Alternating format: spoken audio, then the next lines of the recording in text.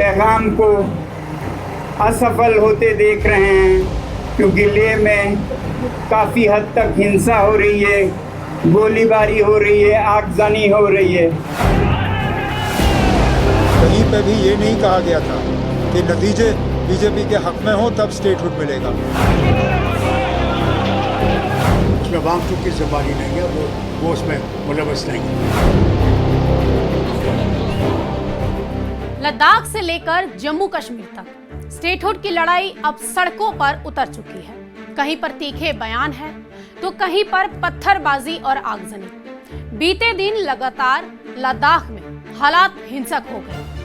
गुस्सा साफ है, आवाजें बुलंद हैं और मांग सिर्फ एक ही है, स्टेटहुड। नहीं चलेगा, नहीं चलेगा।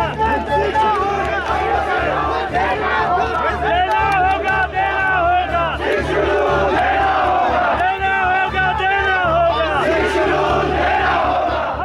370 इतिहास बन गई है, लेकिन अब सवाल ये है कि क्या स्टेटहुड भी इतिहास रचेगा?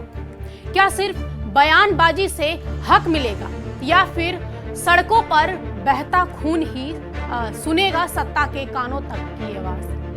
सवाल कई है लेकिन जवाब सिर्फ एक ही है, स्टेटहुड। बहुत बहुत स्वागत है आपका न्यूज़ 18 पर। आपके साथ मैं हूं कविता। स्टेटहुड को लेकर जम्मू कश्मीर में कई दिनों से माहौल गर्म है और अब लद्दाख में ये लड़ाई हिंसक रूप ले चुकी है। लद्दाख में बीजेपी के कार्यालय को आग के हवाले कर दिया गया। प्रदर्शनकारी सड़कों पर उतर आए और हालात इतने बिगड़ गए कि सामाजिक कार्यकर्ता सोनम वांगचुक को, जिनका अनशन जो है वो लगभग 35 दिन तक चलने वाला था, उनको बीच में ही तोड़ना पड़ा। वांगचुक का दावा है कि आंदोलन में लगभग 3 से 4 लोगों की मौत हो चुकी है, जबकि कई लोग घायल हैं। और व्यक्तिगत मेरे लिए सबसे बड़े दुख का दिन है, क्योंकि जिस रास्ते पे हम 5 साल से चलते आए, शांति का रास्ता था, जिसमें हम खुद पे दर्द और दुख लेते थे। 5 बार अनशन किया, लेह से दिल्ली तक चल के गए, मगर आज हमारे शांति के पैगाम को असफल होते देख रहे हैं, क्योंकि लेह में काफ़ी हद तक हिंसा हो रही है, गोलीबारी हो रही है, आगजनी हो रही है। तो मैं अपील करना चाहता हूँ लद्दाख के युवा पीढ़ी से कि वो इसे जितना हो सके जल्दी रोक दें। ये कोई लद्दाख के मुद्दे का समर्थन नहीं है, बल्कि इससे ये मुद्दा और भी गंभीर होता जाएगा। मैं अपील करना चाहता हूँ युवा पीढ़ी से कि वो अपना ये रोक दे। इन घटनाओं ने न सिर्फ लद्दाख को झकझोरा, बल्कि जम्मू कश्मीर में भी राजनीतिक हलचल तेज कर दी है। दरअसल इस हिंसा पर जम्मू कश्मीर के मुख्यमंत्री उमर अब्दुल्ला ने एक्स पर एक बयान दिया। उन्होंने लिखा कि लद्दाख को राज्य का दर्जा देने का कभी वादा ही नहीं किया गया था। उन्होंने तो 2019 में केंद्र शासित प्रदेश बनने का जश्न भी मनाया था, लेकिन आज वो खुद ठगा हुआ और गुस्से में महसूस कर रहे हैं। अब जरा सोचिए जम्मू कश्मीर के लोग कैसा महसूस कर रहे होंगे, जहां बार बार राज्य का दर्जा लौटाने का वादा किया गया और फिर शांतिपूर्ण लोकतांत्रिक तरीके से की जा रही मांगों को आज तक पूरा नहीं किया गया। ये उमर अब्दुल्ला का बयान है। जिस तरह जम्मू कश्मीर के लोगों को एक वादा किया गया था और यहाँ तक के सुप्रीम कोर्ट को भी ये बात कही गई थी कि ये 3 जो है स्टेप प्रोसेस होगा, पहले डिलिमिटेशन, फिर इलेक्शन, फिर स्टेटहुड।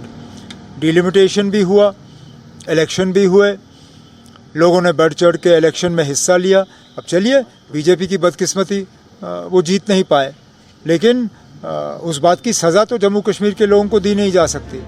अब इस बयान ने एक बार फिर इस बहस को हवा दे दी है कि क्या केंद्र की नीतियां दोनों क्षेत्रों के साथ समान न्याय कर रही है। और सबसे बड़ा सवाल कि क्या स्टेटहुड की बहाली सिर्फ वादों तक ही सीमित रहेगी। वहीं पीडीपी प्रमुख महबूबा मुफ्ती ने लेह हिंसा को लेकर एक्स पर पोस्ट किया।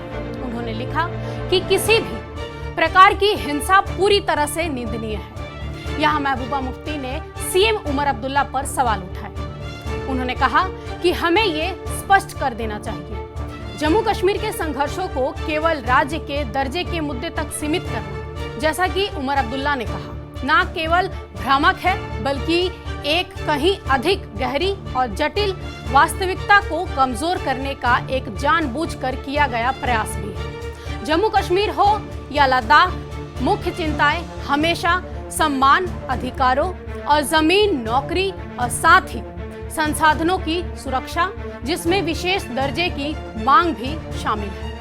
महबूबा मुफ्ती ने कहा कि लद्दाख में भी लोग अपनी जमीन, आजीविका और पहचान पर नियंत्रण होने के डर से खुलेआम अपने असंतोष व्यक्त कर रहे हैं। इस संघर्ष को केवल राज्य के दर्जे के प्रश्न के रूप में प्रस्तुत करके मुख्यमंत्री ने न सिर्फ इन व्यापक आकांक्षाओं की अनदेखी कर रहे हैं, बल्कि भाजपा के कथात्मक को भी मजबूत कर रहे हैं। अब आपको वो भी बयान सुनाते हैं जो कल सीएम उमर अब्दुल्ला ने स्टेटहुड की बहाली को लेकर बीजेपी को किया। सुनिए जरा। कहीं ऐसा लग रहा है कि क्योंकि जम्मू कश्मीर के लोगों ने यहाँ बीजेपी की हुकूमत नहीं बनाई, इसलिए अब जम्मू कश्मीर के लोगों को स्टेटहुड नहीं मिलेगा। ये जम्मू कश्मीर के लोगों की ज्यादती है ना, क्योंकि कहीं पे भी ये नहीं कहा गया था कि नतीजे बीजेपी के हक में हो तब स्टेटहुड मिलेगा।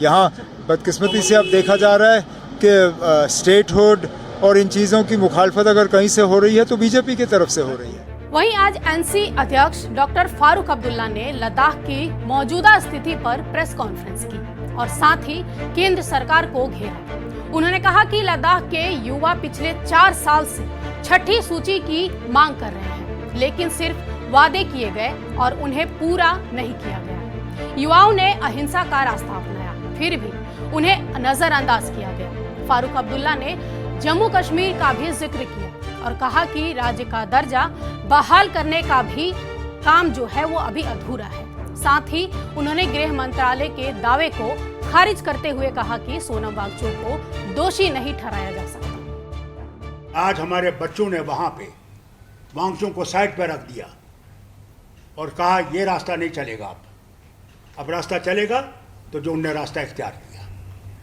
उसमें वांगचुक की जिम्मेदारी नहीं है, वो उसमें मुलव्वस नहीं है। अब सीबीआई की इंक्वायरी लगा रहे हैं। जितना ये दबाने की कोशिश करेंगे और जोर और फोर्स को इस्तेमाल करेंगे, इन एजेंसीज को इस्तेमाल करेंगे, मैं माफ़ी कहता हूँ इनसे, बयान कहता हूँ उनको, इस हुकूमती हिंदुस्तान से कहना चाहता हूँ, वो गड़ा फट रहा है। अब आप ताकत को इस्तेमाल मत कीजिए, अब बातचीत का रास्ता इस्तेमाल कीजिए और आगे चलिए। अब सवाल उठते हैं कि क्या लद्दाख में जो हुआ वो जम्मू कश्मीर में भी दोहराया जा सकता है?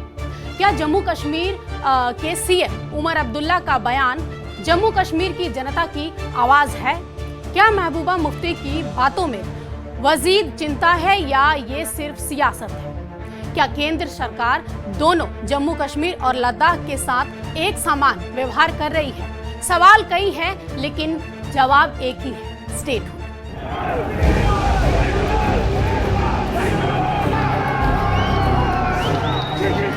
पैगाम को असफल होते देख रहे हैं, क्योंकि लेह में काफ़ी हद तक हिंसा हो रही है, गोलीबारी हो रही है, आगजनी हो रही है।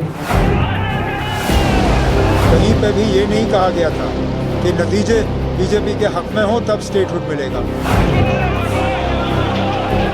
उसमें वांगचुक की जिम्मेदारी नहीं है, वो उसमें मुलव्वस नहीं है।